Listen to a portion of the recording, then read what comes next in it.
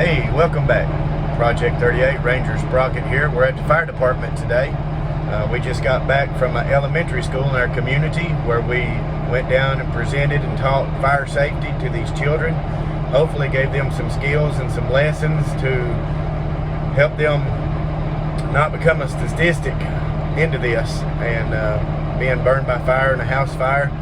One of the fast facts was that we shared with them is that every day in America, at least one child dies in a home fire.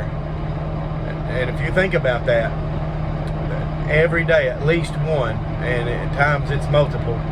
So this is very, very important. So if you take time, join up with your local fire department, get a plan, get an escape plan, get some fire extinguishers in your house, get some smoke detectors, make sure you have at least one in a common area, your living room, dining room, somewhere. Put them outside the door of every sleeping quarter that you have, every floor of your house, and don't forget your basement. It's very important. Get you a fire extinguisher, put it in your kitchen somewhere in a cabinet where you can get to it, to where you can use it real quickly. Wasn't intending on this video to be a public announcement, but what I was planning on doing is we just got the truck back to the station. I was getting ready to shut it down. Some other guys are coming up, going to do some maintenance on some things. But just wanted to show you the truck, kind of how it goes. Okay, here we are inside the truck. This is our master switch right here. It has everything that we need.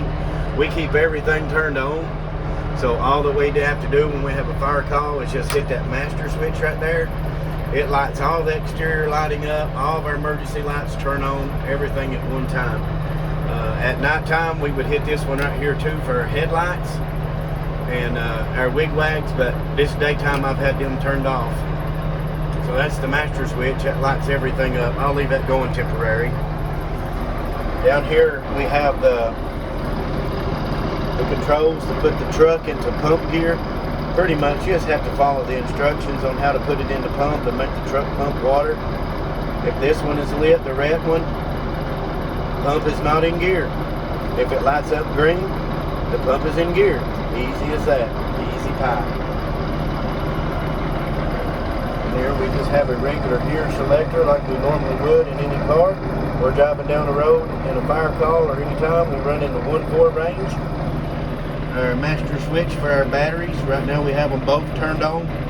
We can turn on just A set or B set. Here they're labeled 1 or 2. When we shut the truck off, you know, we would turn this into the off position. Just some different things we have in here.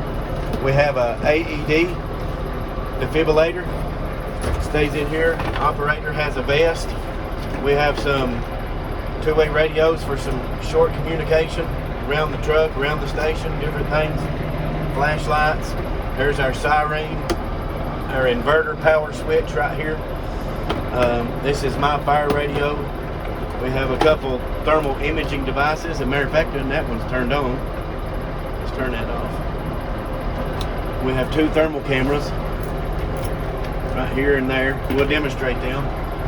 Over here, it's just like a regular car. You got your speedometer and odometer, your batteries, what they're charging at, your oil pressure. This one right here is your air gauge.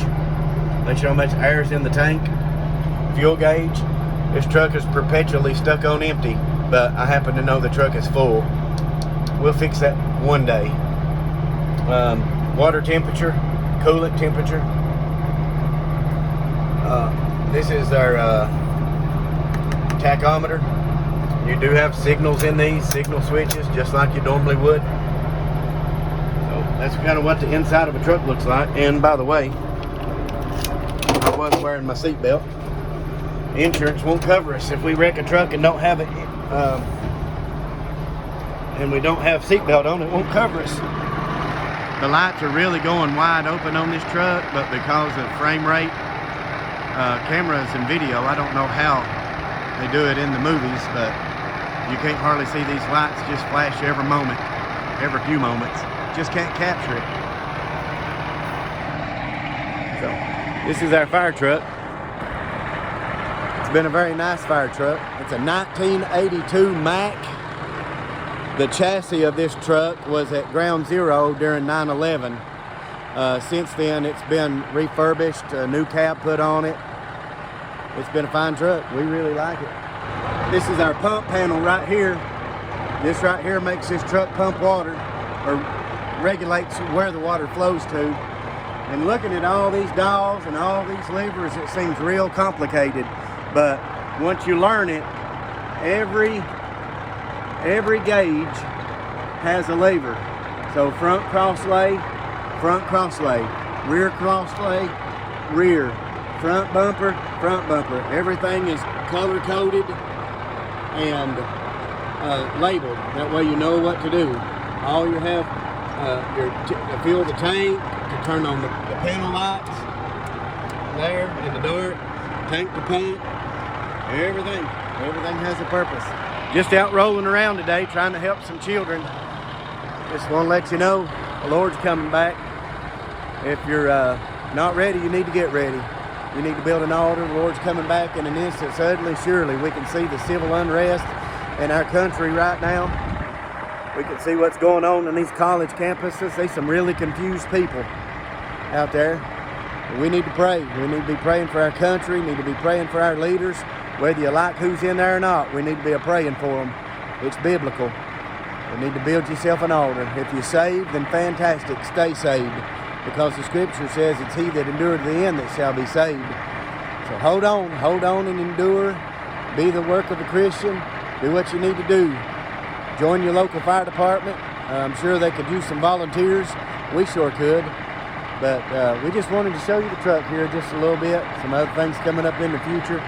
Just let you know I love you, praying for you. Hope you're praying for me. Thanks for stopping by Project 38. I'm Ranger Sprocket. We'll see you next time.